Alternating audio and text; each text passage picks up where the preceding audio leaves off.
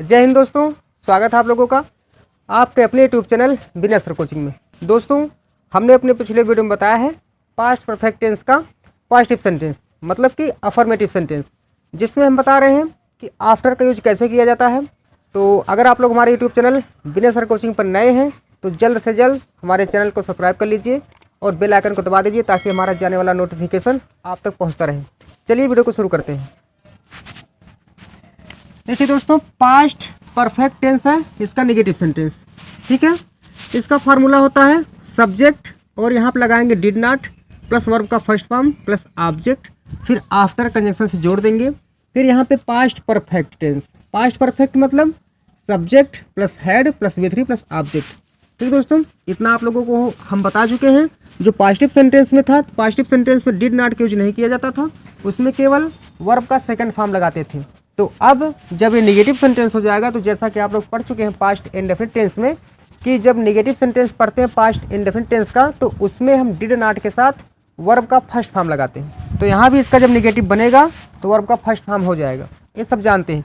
तो इसमें जो टेंस को जोड़ा गया है, इसमें दो टेंस को जोड़ा गया है। एक तो पास्ट परफेक्ट इसको बोलते हैं और इसको बोलते हैं सिंपल पास्ट बोल दीजिए या पास्ट इंडेफिनिट।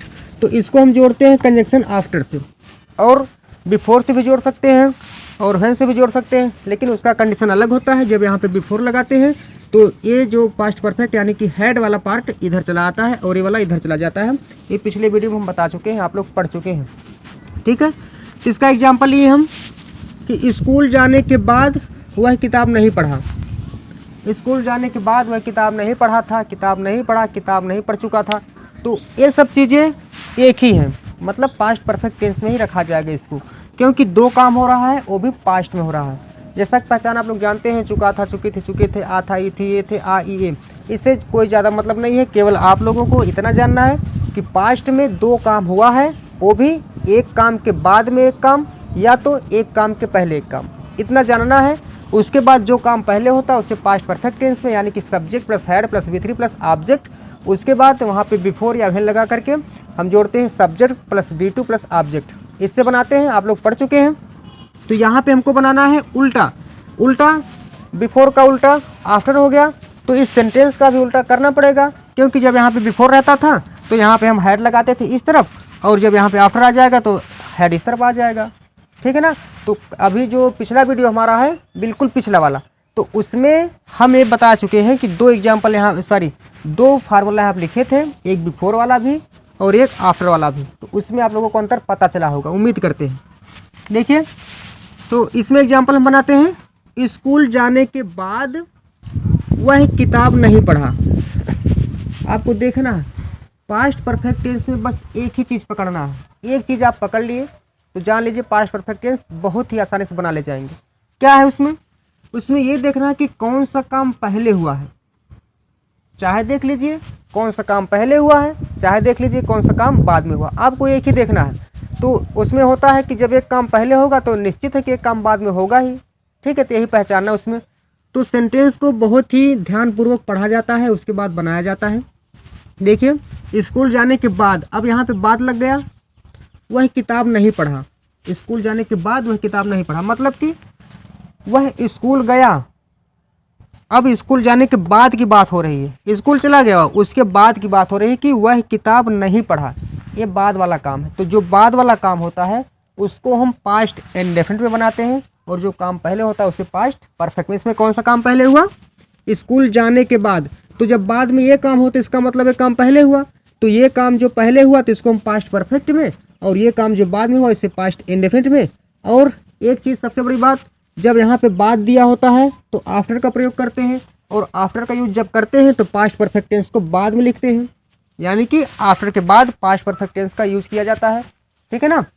तो चलिए बनाते हैं फार्मूला। देखिए इसका, सबसे पहले हमको लिखना है सब्जेक्ट। बताइए सब्जेक्ट क्या है? पहले देखना है कि बाद में जो हुआ काम उसी को बनाना है, सेंटेंस को उसी को।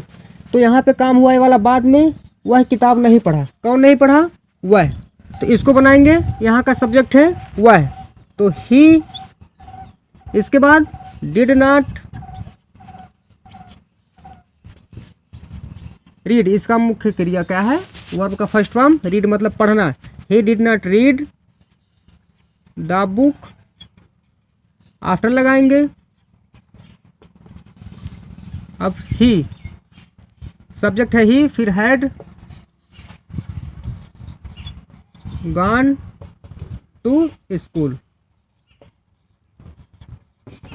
ठीक, बन गया, कितना आसान था। दूसरा है, मुझसे मिलने के बाद तुम दिल्ली नहीं गए।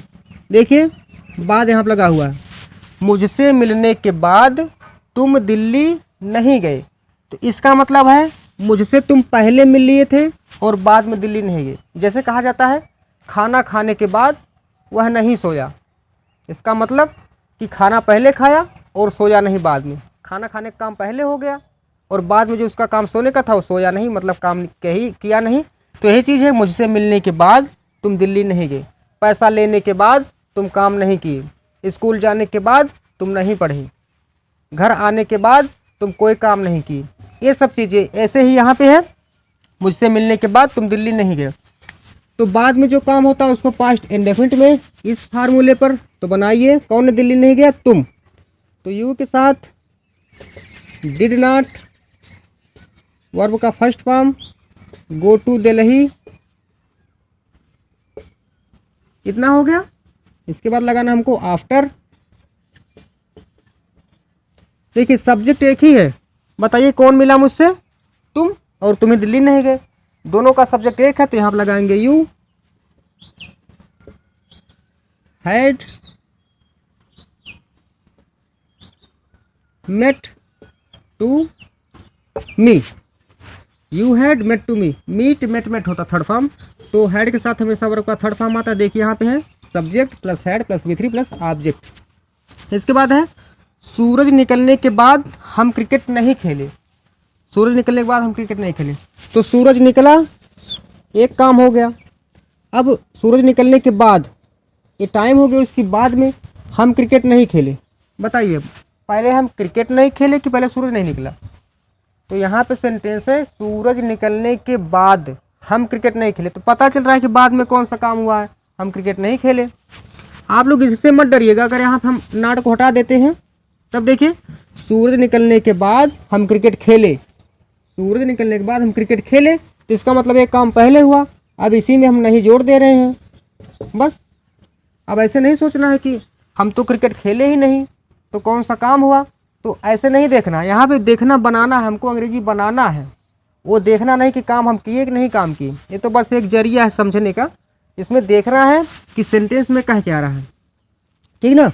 तो हम इसको बनाएंगे, हम क्रिकेट नहीं खेले, हम की अंग्रेजी होती है वी डिड नॉट। देखिए यहाँ पे कोई भी सब्जेक्ट होगा, पास्ट इंडेफिनिट टेंस में कोई भी सब्जेक्ट होगा, सबके साथ डिड नॉट का यूज किया जाता है। तो वी डिड नॉट, वर्ब का first form play, we did not play the cricket after, सूरज निकलने के बाद the sun risen, rise rose, risen होता थर्ड फॉर्म इसका। We did not play the cricket after the sun had risen. चपरासी को घंटी बजाने के बाद वह नहीं आया। बताइए चपरासी पहले घंटी बजाया होगा, इसके बाद वह नहीं आया होगा, तो बाद में काम यही हुआ कि नहीं आया, वह नहीं आया, जोड़िए ही डिड नॉट कम आफ्टर। अब इसको जोड़िए, यहाँ पे चपरासी अलग सब्जेक्ट है, घंटी कौन बजाया, चपरासी, और कौन नहीं आया, वह। दो सब्जेक्ट है तो दोनों सब्जेक्ट का यूज करेंगे। इसमें जो सब्जेक्ट होगा पहले लगाएंगे और जो इसमें सब्जेक्ट होगा इसको बाद में लगाएंगे आफ्टर से जोड़ करके। तो we did not, sorry he did not come after the peon had ring, rang rung होता third form, rang the bell, बन गया। इसके बाद है डॉक्टर को आने के बाद रोगी नहीं मरा था, डॉक्टर को आने के बाद रोगी नहीं मरा या रोगी नहीं मरा था, जैसा भी है जो भी है। तो देखिए डॉक्टर आ गए, रोगी नहीं मरा, डॉक्टर साहब आ गए, रोगी को बचा लिए, ठीक है। तो पहले काम कौन सा हुआ, पहले डॉक्टर आए और उसके बाद रोगी बचा, मतलब कि मरा नहीं, मतलब बचा। तो पहले डॉक्टर आए फिर रोगी नहीं मरा, मतलब बच गया। तो पहले रोगी को बचाइए, the patient did not die, means होता मरना, डाई डेड डेड होता। तो यहाँ पर हमको लगाना है वर्ब का first form, after the doctor had come. Come का होता है, देखिए कम है वर्ब का फर्स्ट फॉर्म और केम है वर्ब का सेकंड फॉर्म, फिर कम हो जाता है वर्ब का थर्ड फॉर्म। तो कम केम कम यहाँ पर लगा दिए। दोस्तों इसमें आप लोगों को परेशान बिल्कुल नहीं होना है, केवल देखना है कि जो काम बाद में होता है उसको हम पहले लगाते हैं। यहाँ पे जो पहले लगाएंगे इस फार्मूला में, जैसे सेंटेंस दिया है कि क्या है, स्कूल जाने के बाद वह किताब नहीं पढ़ा, तो जो काम बाद में हुआ बाद में हुआ तो यहाँ पर जोड़ देंगे पहले। तो जब पहले जोड़ेंगे इसको बनाएंगे तो यहाँ पे हमको लगाना पड़ेगा जो है पास्ट इंडेफिनिट टेंस में, पास्ट इंडेफिनिट टेंस का नेगेटिव बनाना पड़ेगा यहाँ पे, और उसके बाद आफ्टर लगाएंगे फिर पास्ट परफेक्ट टेंस। क्योंकि एक ही रीजन होता है इसका कि आफ्टर का यूज जब भी होगा तब पास्ट परफेक्ट टेंस के पहले होगा, पास्ट परफेक्ट टेंस के पहले होगा, और बिफोर का यूज जब भी होगा तो पास्ट परफेक्ट टेंस के बाद होगा। आप लोग एक सेंटेंस याद कर लीजिए, the patient had dead before the doctor केम। एक आप लोग एक सेंटेंस याद कर लेंगे तो कभी भी आफ्टर में बिफोर में कन्फ्यूजन नहीं होगी। हम भी ऐसे ही याद किए थे कि एक सेंटेंस याद करिए, द पेशेंट हैड डेड, तो the patient had dead, had के बाद हम डेड लगा दिए थर्ड फॉर्म, और बिफोर लगा दिए द डॉक्टर केम। यही जब इतना आप लोग समझ लेंगे कि अच्छा द पेशेंट हैड डेड, इसके बाद बिफोर द डॉक्टर केम, ऐसे जब जोड़ेंगे ना तो आप लोग कभी भी आफ्टर लगा ही नहीं सकते। The patient had dead before the doctor केम, ऐसे जब रहेगा तो इसमें है ना कि पास्ट परफेक्ट टेंस के बाद सीधे बिफोर का यूज हो रहा है, तो इसका मतलब आफ्टर का यूज नहीं करना है। ठीक है दोस्तों, तो इसका स्क्रीनशॉट ले लीजिए आप लोग, उसके बाद कॉपी में नोट कर लीजिए।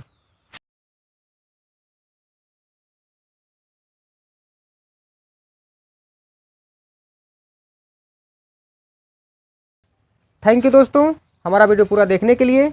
तो आप लोग हमारे चैनल को ज़्यादा से ज़्यादा शेयर करिए, सब्सक्राइब करिए, वीडियो को लाइक करिए, और आप लोगों को कहीं पर भी कोई कन्फ्यूजन है तो कमेंट में कमेंट करके ज़रूर पूछिए कि सर यहाँ पे हमको ये प्रॉब्लम है, ये समझ में नहीं आ रहा। तो हम जैसा सोचेंगे, अगर रिप्लाई से काम चल जाता तो रिप्लाई दे देंगे, नहीं तो उस टॉपिक पर वीडियो बिल्कुल जड़ से और ही अच्छी तरह से बनाने की कोशिश करेंगे ताकि आप लोगों को बेहतर से बेहतर समझ में आए।